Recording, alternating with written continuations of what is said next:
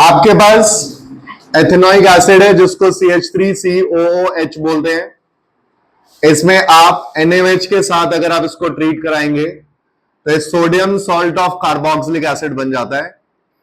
Sodium salt of carboxylic acid बनने के बाद इसमें हम डी कार्बोक्सिलेशन लगाते हैं। डी कार्बोक्सिलेशन में आपको क्या चाहिए होता है? सोडा लाइम, जिसमें आप NaOH और CaO की प्रेजेंस में आप हीट करते हो तो एक कार्बन कम हो जाता है चेन के अंदर से और आपका जो रिजल्टेंट फॉर्म होता है वो बनता है मीथेन। इसके अंदर लगा डी कार्बोक्सिलेशन, एथेनॉइक से मीथेन तक आए। अब मीथेन के अंदर हम Cl2 के साथ ट्रीट कराते हैं तो ये बनाता है CH3Cl, जिसको बोलते हैं हम लोग सब्स्टिट्यूशन रिएक्शन। इस सब्स्टिट्यूशन रिएक्शन में अगर हम इसको सोडियम मेटल के साथ ट्रीट करा दें ड्राई ईथर के अंदर तो आपको पता है एल्काइल हैलाइड से अगर हम ड्राई ईथर की प्रेजेंस में सोडियम मेटल के साथ ट्रीट कराते हैं तो वो फॉर्म करता है C2H6 यूजिंग वुड्स रिएक्शन। यहां पर लगा वुड्स रिएक्शन। वुड्स रिएक्शन से हम यहां पहुंचे।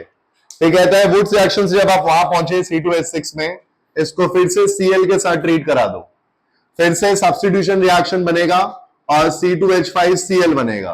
That is called क्लोरोईथेन। कहता है क्लोरोईथेन को आप एल्कोहलिक KOH के साथ हीट कर दो तो ये इथीन बन जाएगा। That is C2H4। C2H4 के अंदर आप, मैंने बताया था अल्काइल हैलाइड से एल्कीन बनाने का तरीका है ये। अब इसके अंदर आप 2 Cl2 डाल दो तो ये बन जाएंगे एक Cl इसके ऊपर, एक Cl इसके ऊपर, जिसको हम विसिनल डाइहैलाइड बोलते हैं। विसिनल डाइहैलाइड के अंदर अगर आप क्या करेंगे, विसिनल डाइहैलाइड के अंदर सोडा अमाइड ले लेंगे, सोडा अमाइड के साथ ट्रीट कराएंगे तो ये बन जाएगा इथाइन। That is CHH। ठीक है।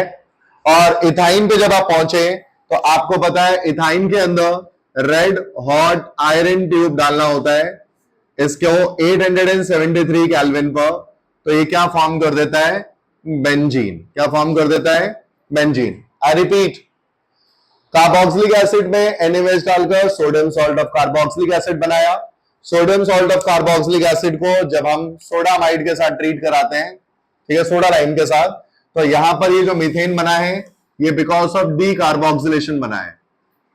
डी कार्बोक्सिलेशन बनने के बाद हमने सब्स्टिट्यूशन रिएक्शन कराया। सब्स्टिट्यूशन रिएक्शन कराने के बाद एक एल्काइल हैलाइड बना। एल्काइल हैलाइड के बाद उसको सोडियम और ड्राई ईथर की प्रेजेंस में ट्रीट कराया वुड्स रिएक्शन के साथ तो वो इथेन बना। फिर सब्स्टिट्यूशन को फॉलो करा तो हमारे पास एक क्लोरोईथेन बना।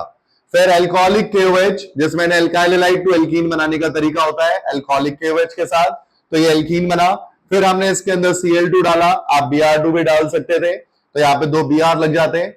और सोडा अमाइड के साथ अगर आप ट्रीट कराते हैं NaNH2 तो विसिनल डाइहैलाइड से एल्काइन बनाना भी बताया था, वहां से आपने इथाइन प्रिपेयर किया और इथाइन के अंदर जब आप रेड हॉट आयरन ट्यूब पास कराते हैं तो बेंजीन का फॉर्मेशन होता है।